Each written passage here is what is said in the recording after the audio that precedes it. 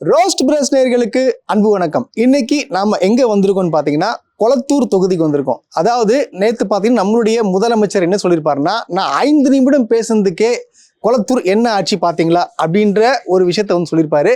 இதை வந்து அவர் பேசின பேச்சுல வந்து கொளத்தூர் மக்கள் எப்படி பாக்குறாங்க அப்படின்றத நாம அவங்க கிட்டே கேட்டு தெரிஞ்சுக்கலாம். வாங்க போலாம்.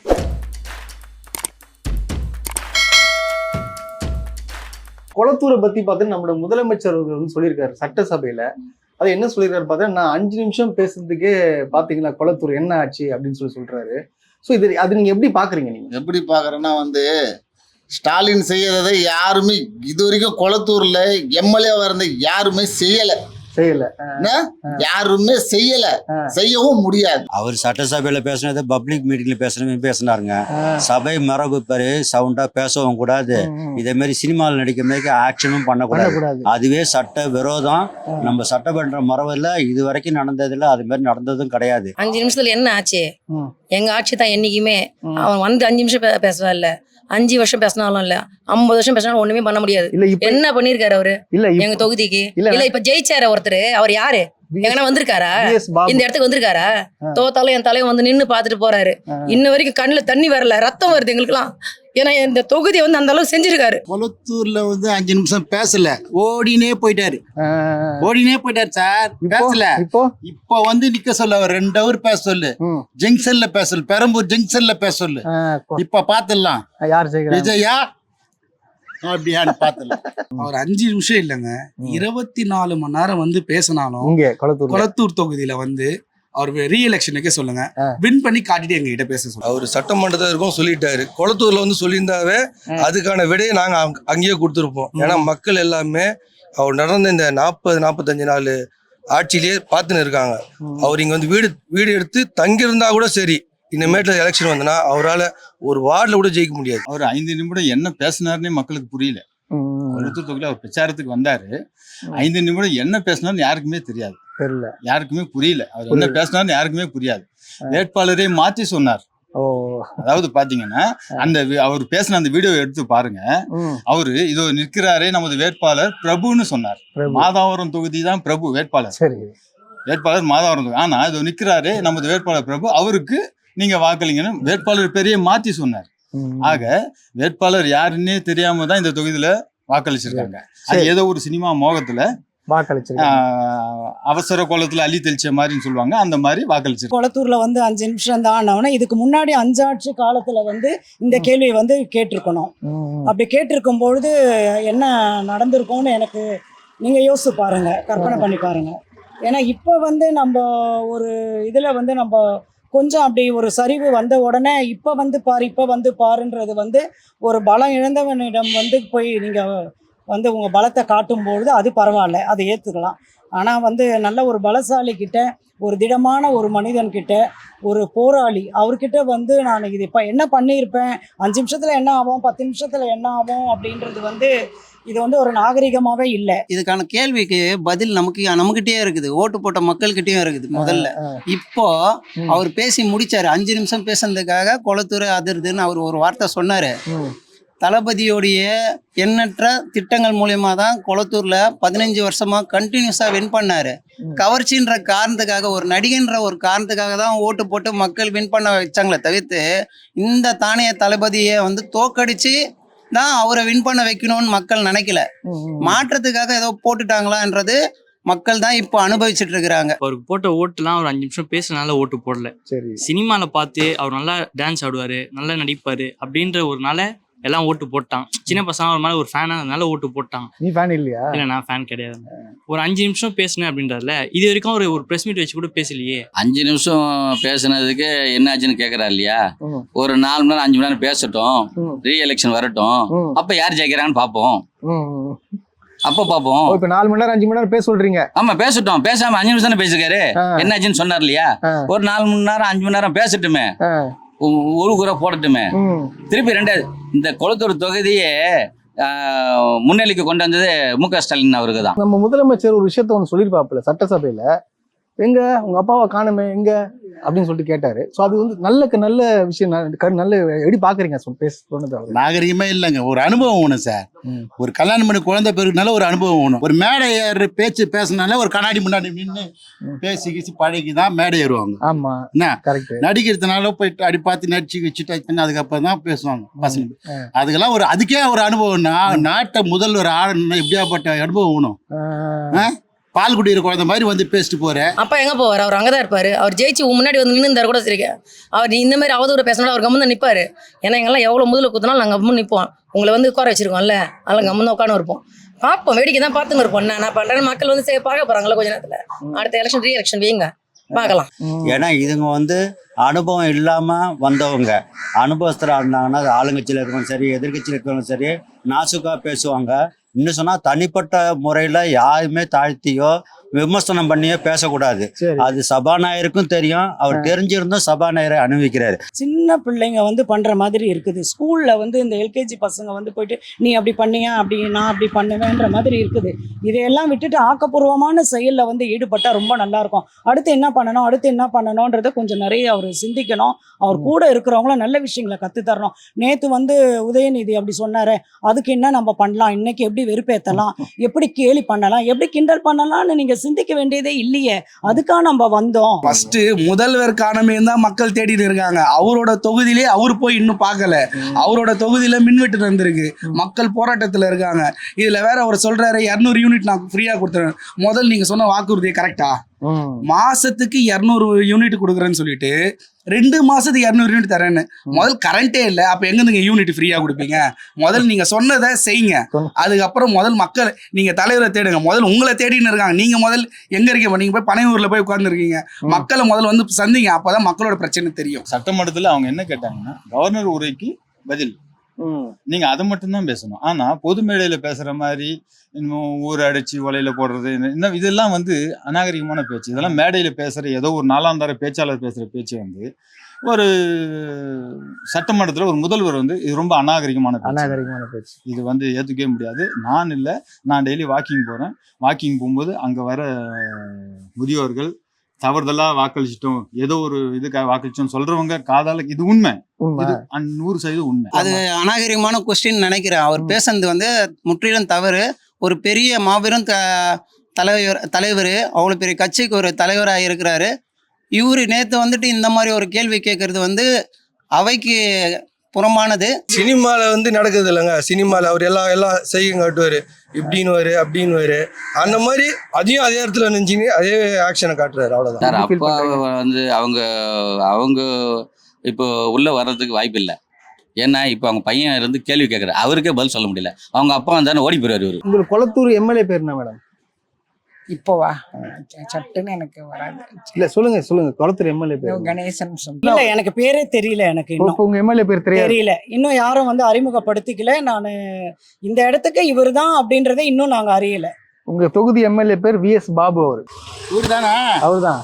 அவர்லாம் ஒன்றும் இல்லை, நம்ம முன்னால இந்த நண்பர் தான். அவரு ஏதோ வந்து புழுகலாச்சுன்னு போயிடுச்சு.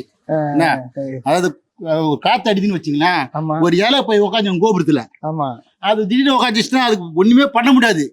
இப்படி ஆடும். திருப்பி அந்த காத்து ரிட்டர்ன் ஆனா தானே போய் தொப்பிட்டு கீழே வந்துடும். வரவன் போல மெர்ச்சின்னு போயினே இருப்பான். அந்த மாதிரி அந்த இலை என்ன இலை தெரியுதா? தெரியுது. அந்த இலை தேர்ந்தெடுத்த எம்எல்ஏவே முதல்ல இந்த யாருன்னு தெரியாது. VS பாபுங்க, ஃபேமஸான ஆள். எப்படி காட்டுவாங்க? அவர் எப்படி காட்டும் போது அவர் என்ன நிலைமையில இருந்தாரு தெரியுமா? அவர் என்ன நிலைமையில இருந்தாருன்னே உங்களுக்கு தெரியாது. ஏன்னா கூட இருந்தவங்களுக்கு தான் தெரியும். அவர் முதல்ல எங்க இருக்காருன்னு தெரியுமா? மக்களை தேடி வரைக்கும் வந்திருக்காரா, இல்ல மக்களுக்கு அவர் எங்கதான் இருக்காருன்னு தெரியுமா? சும்மா அவர் வந்தாரு, மக்கள் தேர்ந்தெடுத்தாங்க, விஜய் அவருன்னு சொல்லிட்டு நடிகருக்கு ஓட்டு போடணும்னு சொல்லி போட்டாங்க. இப்போ மக்கள் வந்து அவதிப்பட்டு இருக்காங்க. ஒருத்தருமே வணக்கம் வைக்கல. இப்படின்னு வணக்கம் வச்சுட்டே போறாரு. இவருக்கு யாருங்க மதிக்க மாட்டாங்க. இங்க வர சொல்லுங்களா, கொளத்தூர் தொகுதிக்கு வர சொல்லுங்க. ஒரு தெருல எம்எல்ஏ தெருக்கு வர சொல்லுங்க. யாராவது ஒருத்தர் நின்று பேசுவாங்களா, கேட்பாங்களா, ஏதாவது சொல்லுவாங்களா? எது சொல்லியும் செய்ய போறதில்ல, செய்யவும் மாட்டாரு.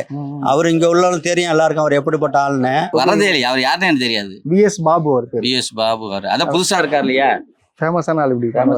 இப்படி பண்ணுவாரா? அவர் என்ன இந்த அண்டர்டேக் யூஸ் பண்ணாங்களே, இந்த புல்டர் இப்படி பண்ணுவானே, அவன் பேர் என்ன? அது மாதிரி அவரு இந்த ஒரு மாதத்துல VS பாபு எந்த தெருவுக்கு வந்தாரு, எந்த தெருவுல மக்கள் குறைய கேட்டாரு, எந்த தெருவில் வந்து ஏதாச்சும் மக்கள் குறை சொன்னாக்கா இன்னான்னு அது அவரு செவி கொடுத்து கேட்டாரா? அதாவது இது வரைக்கும் அவர் தொகுதிக்குள்ளவே ஓட்டு கேட்குறப்போ 4 தெருவுக்கு வந்தாரு. அதுக்கப்புறமா ஆள் அட்ரஸே இல்லை. அவரு தொகுதிக்கு நன்றிக்கு சொல்றதுக்கு ஒரு 4 தெருவுக்கு வந்தாரு. வாக்காளர் மத்தியில ஓட்டு கேட்க ஒரு 4 தெருவுக்கு வந்தாரு. அவ்வளவுதான். அவர் யாருன்னு தெரியலன்றாங்க. என்னத்துமா சொல்றவங்க கூட அவர் ஏதோ ஃபைனான்சியர் தான் சொல்றாங்களே தவிர ஃபைனான்சியர் தான் சொல்றாங்க தவிர அவர் ஒன்றும் கட்சிக்காரன்னு சொல்றதுக்கு அளவுக்கு அவ்வளவுதான். ஏன்னா இன்னும் அவரை வந்து உள்ள நடந்து வரல. ஏன்னா மக்களோடு மக்களா இருந்தவங்களை பார்த்தே எங்களுக்கு பழக்கம் ஆயிடுச்சுங்களா. அதனால அந்த தரம் சொன்னீங்கன்னா நாங்கள் பட்டியலிடுவோம். டிஎம்கே தரம் எல்லாருமே நாங்கள் பட்டியல் இது சின்ன ஒரு உறுப்பினர் பேர் கூட நான் சொல்ல தயாராக இருக்கிறேன். நான் மட்டும் இல்லைங்க, இங்கே யாரை கேட்டிங்கனாலும் சொல்லுவாங்க. அது இப்போ இவர் வந்து இறங்கலை, இன்னும் வந்து மக்களோட மக்களாக அவர் பார்க்கல. எப்படி வந்து கொளத்தூர்ல வந்து ஸ்டாலின் தோத்தாருன்னு நினைக்கிறீங்க? தோத்தாரெல்லாம் சொல்ல முடியாதுங்க. அவரோட ஓட்டு அவருக்கு தான் கிடைச்சிது. அவரோட ஓட்டு அவருக்கு தான் கிடைச்சிது. இந்த இளைஞருங்க, இந்த சின்ன பசங்க சின்ன பொண்ணுங்க செஞ்ச வேலை தான் இவ்வளவு தூரத்துக்கு வந்து நின்று இருக்குது. என்ன சொல்றது? அது ஆமா, அந்த 8000 வாக்கு இருக்கு பாத்தீங்களா, அது வந்து எங்களது வாக்கு எல்லாமே அவருக்கு தான். ஏன்னா அவர் பண்ணது வந்து எங்களுக்கு மண்டையிலே இருக்குது. இங்கேயே இருக்குது, கண்ணில் அப்படி பார்த்துட்டு இருக்கிறோம். என்ன சொல்றது? அதெல்லாம் வந்து அது குறை சொல்லக்கூடாது. இந்த சின்ன பசங்களுக்கு என்ன சார் தெரியும்? டான்ஸ் ஆடியும் என்ன இது காமிச்ச உடனே அவங்க மயங்கிட்டாங்க. இந்த திருவிக்கா நகர் இருக்குன்னு வச்சுக்கோங்களேன், அவரால் தான் இருக்கு. என் தாத்தன்னா மு க ஸ்டாலின் இல்லை, அவங்க அப்பா போட்ட விதை தான் இது.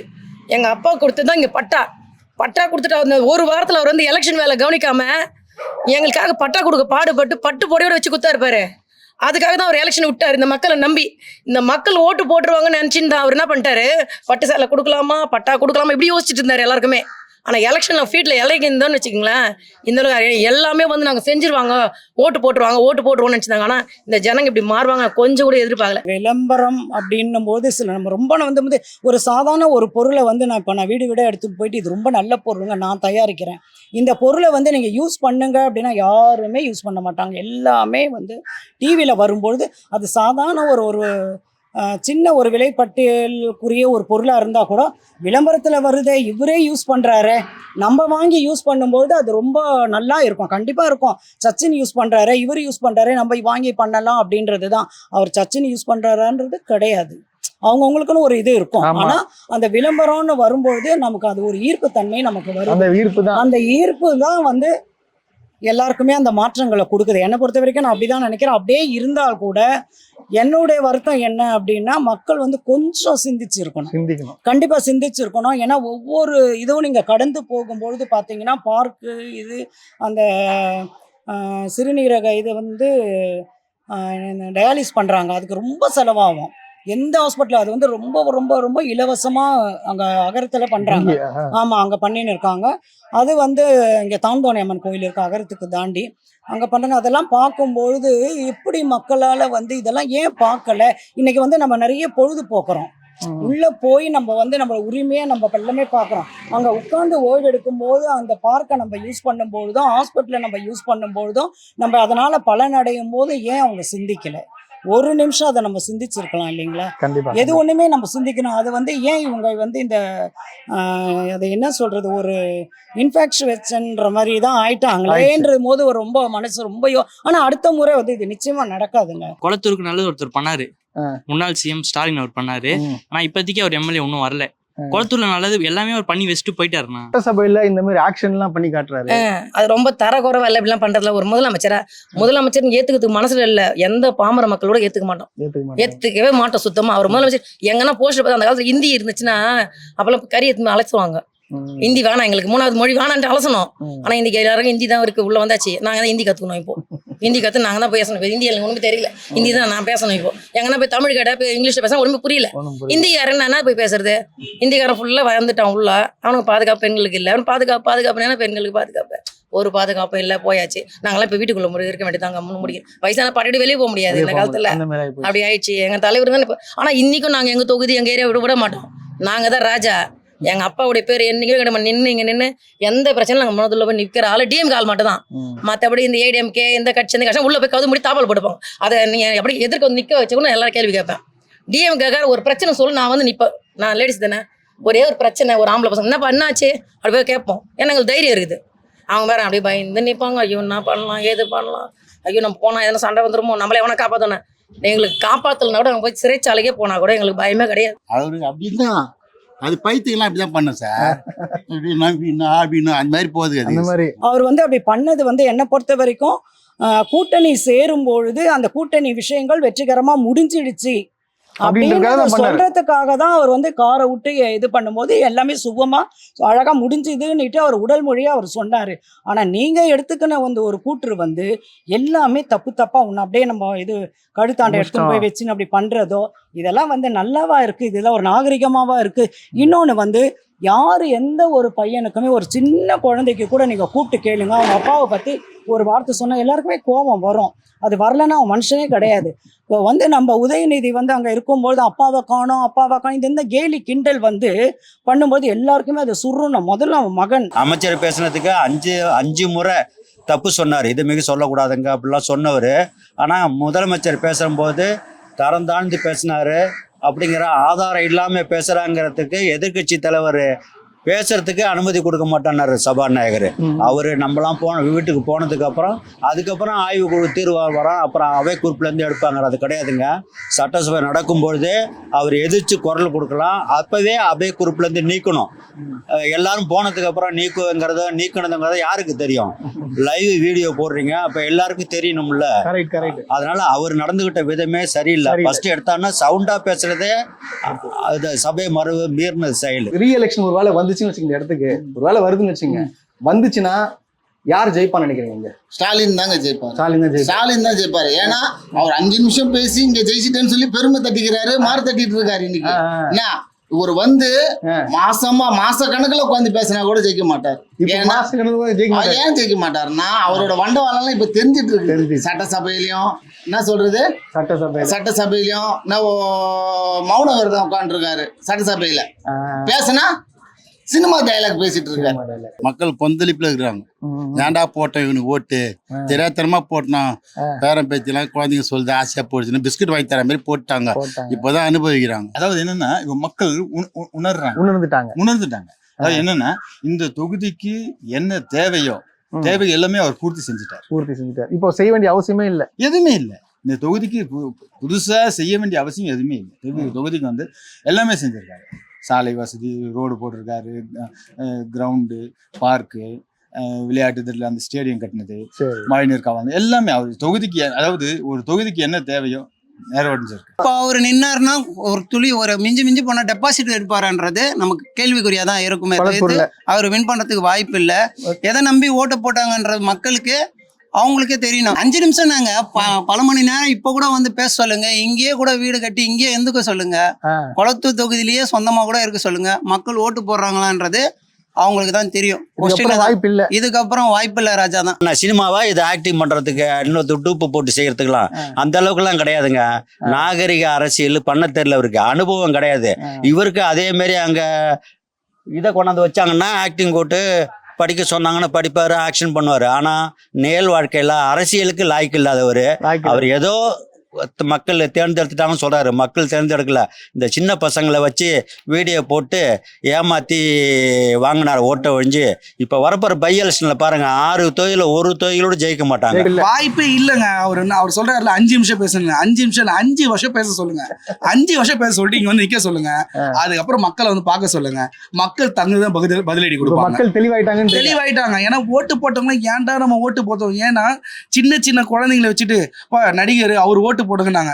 இங்க இருக்க மக்கள் என்ன தப்பு செஞ்சாங்கன்னா, டிஎம்கேக்குன்னு ஒரு ஓட் போலிங் இருக்கு. அதனால தலைவரை யாரும் தோக்கடிக்க முடியாது. சரி குழந்தைங்க கேக்குறாங்கன்னு சொல்லிட்டு ஒரு ஓட்டு போட, அந்த ஒரு ஓட்டு போட்டதுதான் ஒவ்வொரு ஓட்டும் ஒரு 9000 ஓட்டா மாறிச்சு. இது மாறினது மக்கள் இப்ப வருத்தப்படுறாங்க. இந்த இடத்துல தமிழ்நாட்டிலேயே முன்மாதிரி தொகுதியா இந்த தொகுதி கொளத்தூர் தொகுதி. எவ்வளவு பார்க்கு, எவ்வளவு ஜிம், மக்களுக்கு என்னென்ன செய்யணும், ரோடு வசதி எல்லாம் இதைதான் முன்மாதிரியே எடுத்து இதை வச்சுதான் எல்லா ஏரியாவுக்கும் டெவலப்மெண்ட் பண்ணணும். அப்ப எவ்வளவு காஸ்ட் ஆகுது, இது எல்லாமே எடுத்தாங்க. இப்ப இந்த மாதிரி இவரால பண்ண முடியுமா? மக்கள் இன்னைக்கு நீங்க யார வேணா, ஒண்ணு இல்லைங்க, யார வேணா போங்க, மக்களை கேளுங்க. ஏங்க இந்த மாதிரி ஓட்டு போட்டேனே, ஆமாங்க தெரியாம போட்டேன், நாங்க தவறு செஞ்சுட்டோம்னு உணர்றாங்க. அது எவ்வளவு நாள்ல, இந்த 2 மாசத்துல. இன்னும் அப்ப 5 வருஷத்துல, 5 வருஷம் இல்ல, முதல்ல நீங்க எவ்வளவு நாள் ஆட்சி செய்றீங்கன்னு பாப்போம். அதுக்கப்புறம் தொடருங்க, பாத்துக்கலாம்.